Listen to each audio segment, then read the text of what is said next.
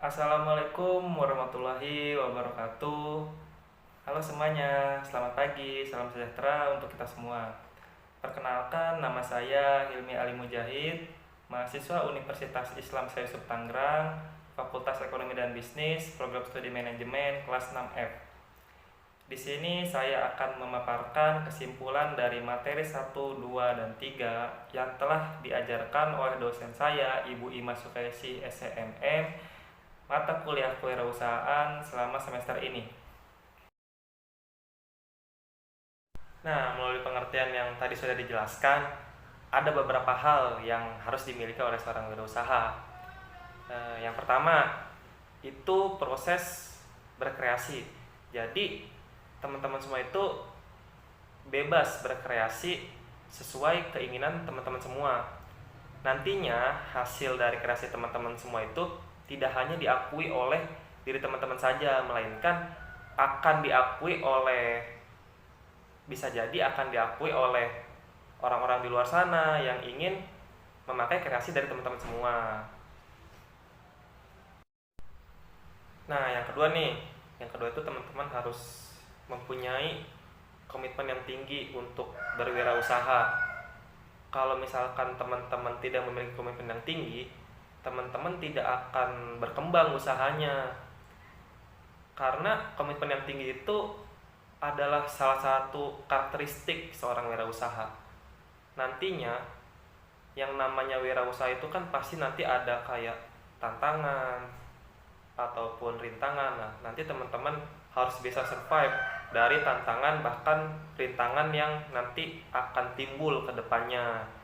Dengan memiliki komitmen yang tinggi, teman-teman semua itu akan bisa melewati tantangan dan rintangan yang nanti akan muncul di usaha teman-teman semua. Nah, kalau yang ketiga itu teman-teman harus mempersiapkan resiko apa yang mungkin nanti akan timbul ke depannya di usaha teman-teman itu.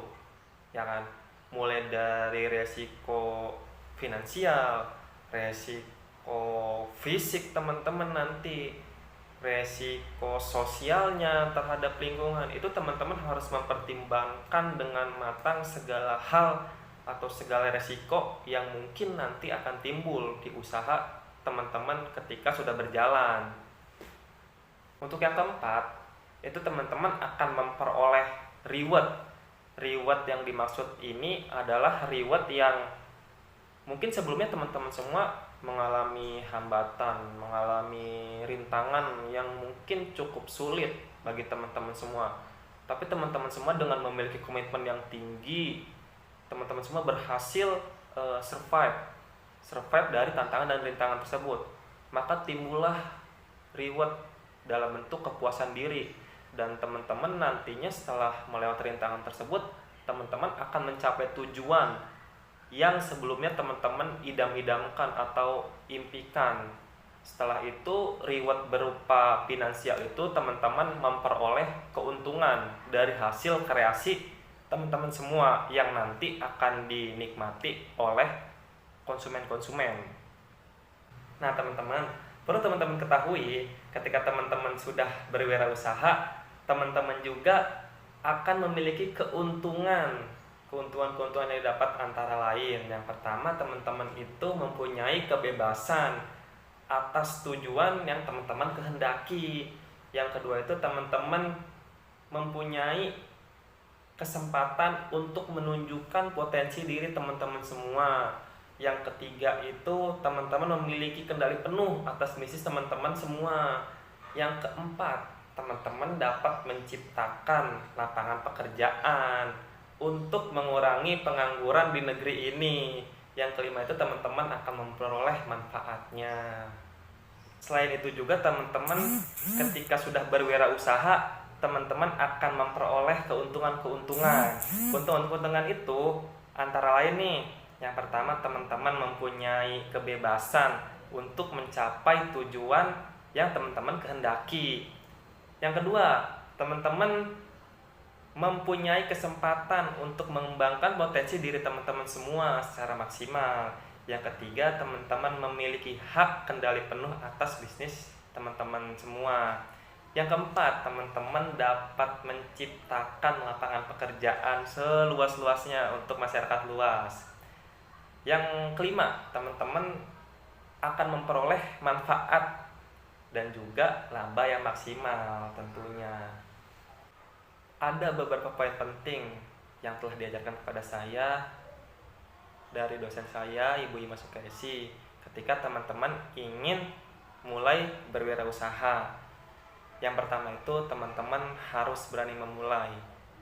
Berani memulai dalam artian teman-teman jangan banyak keraguan-raguan. Jadi action aja dulu itu. Yang kedua itu teman-teman harus berani menanggung resiko. Jadi teman-teman jangan takut rugi. Yang namanya wirausaha kan ada untung dan ada ruginya. Yang ketiga, teman-teman harus memiliki rencana yang matang. Jadi teman-teman harus memikirkan dulu segala bentuk hambatan dan rintangan supaya nanti teman-teman bisa meminimalisir kemungkinan-kemungkinan yang akan terjadi. Yang keempat, teman-teman tidak merasa cepat puas. Dalam artian teman-teman terus belajar sampai benar-benar teman-teman berhasil dan berkembang. Terus juga teman-teman harus memiliki etika dan moral. Teman-teman harus bertanggung jawab. Dan yang terakhir, teman-teman harus optimis dan penuh keyakinan supaya bisnis yang teman-teman jalankan itu semakin berkembang. Nah, untuk pertemuan yang kedua itu ada skema hidup seorang wirausaha.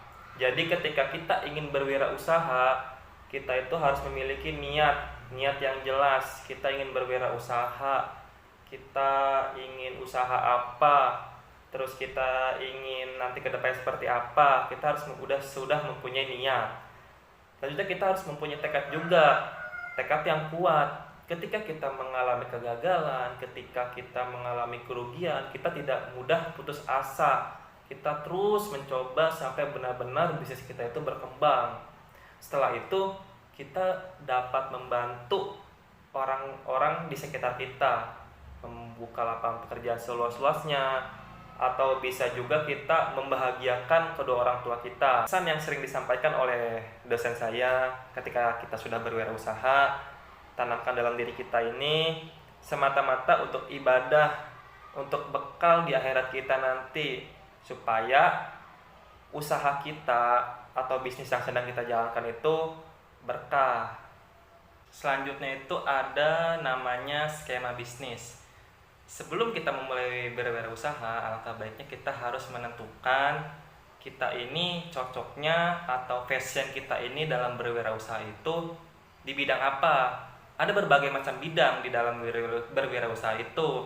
Ada bidang kuliner, ada bidang jasa, ada bidang minuman, dan masih banyak lagi teman-teman semua.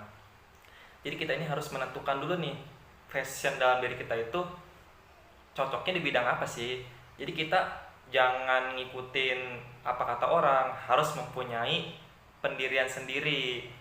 Selanjutnya yang sering diajarkan oleh dosen saya itu, beliau sering mengasih arahan atau mengasih masukan kepada kami itu ATM, amati, tiru, dan modifikasi.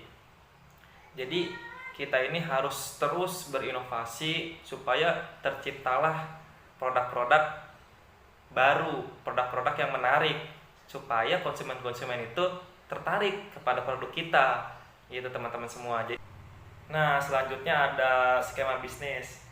Skema bisnis itu kita harus menentukan passion kita ini di dalam berwirausaha itu cocoknya di bidang apa sih. Misalkan kayak contohnya cocok di bidang makanan atau kuliner, bidang jasa, bidang minuman, dan masih banyak lagi. Jadi kita harus menentukan yang langkah pertama itu passion kita itu di bidang apa. Jadi kita jangan mendengarkan omongan orang lain. Selanjutnya seringkali kita mendapat kearahan dari atau pembelajaran dari apa yang telah disampaikan oleh dosen saya atau dosen kami, itu ada ATM, amati, tiru, dan modifikasi. Jadi kita harus terus berinovasi supaya terciptalah produk-produk yang menarik perhatian konsumen tentunya, supaya produk kita itu laku dijual di pasar. Dan juga jangan lupa kita itu harus menentukan target pasar kita itu mau kemana, buat siapa. Jangan sampai kita salah menentukan target pasar. Nanti juga saya akan mereview salah satu pelaku usaha UMKM yang ada di Kota Tangerang, yaitu usaha parfum. Oke teman-teman, kali ini kita sedang berada di salah satu pelaku usaha mikro kecil menengah, yaitu usaha parfum yang berada di daerah sini nih. Daerah sini. Oke. Langsung aja yuk kita tanya-tanya ke pemiliknya. Halo, selamat sore Ibu. Sore. Dan Ibu siapa? Ibu Satini. Ibu siapa? Ibu Tini aja. Oh, Ibu Tini. Oh, Ibu, saya mau tanya-tanya sedikit, Bu ya. Untuk usaha ini tuh udah berapa lama Bu berdirinya? Kayaknya sekitar 10 tahunan. 10 tahunan, Bu. Untuk motivasi Ibu memulai usaha itu apa ya, Bu? Ya pengen nyiptain lapangan kerja. Lapangan kerja. Kalau boleh tahu di sini tuh ada macam-macam parfum apa aja, Bu? Banyak sih. Banyak, Bu. Ada dari produk Eropa, ada dari Arab Saudi. Iya. Banyak, pokoknya banyak lah. Oh, boleh. Banyak produknya. Biasa kalau untuk anak-anak muda itu parfumnya merek apa, Bu? Oh, yang lagi rame apa yang sehari-hari? Yang lagi rame, Iya, lagi viral. Kayak Black Opium. Kayak Black Opium, kayak Grey. Terus ada apa? Oh, ini macam-macam parfumnya ya, Bu ya? Iya. Ini ada Victoria's Secret Scandal. Ini biasa dipakai anak-anak muda apa? Anak muda. Oh, anak muda. Ini Victoria Kiss sama Aqua Oh, Aqua juga. Kiss sama. Oh, ini apa, Bu? Itu Rainbow Fantasy namanya. Oh, ini biasa dipakai sama siapa, Bu? Itu mah mau tua mau muda masuk. Oh, masuk aja, Bu ya. Oh. Itu mah itu juga sama. Ini apa, Ibu? Victoria So Sexy. Victoria's So Sexy. Itu juga sama. Ini penjualan bisa berapa, Teh? Tergantung tanggalnya sih. Oh, tergantung tanggal. Kalau Iya, tanggal muda banyak ya? Kalau tanggal akhir bulan dari tanggal 28 sampai tanggal 14 itu lumayan. Oh, lumayan. Tapi kalau tanggal 15 ke sini ya standar lah. Oh, standar. Ada tapi nggak sampai rame. Oh.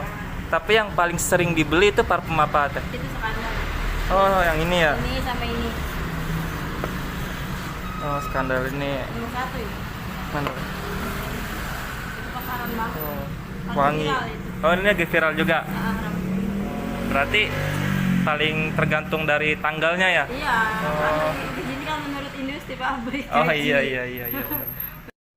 Kalau untuk di Fajar Parfum sendiri penjualannya itu kayak gimana, Teh?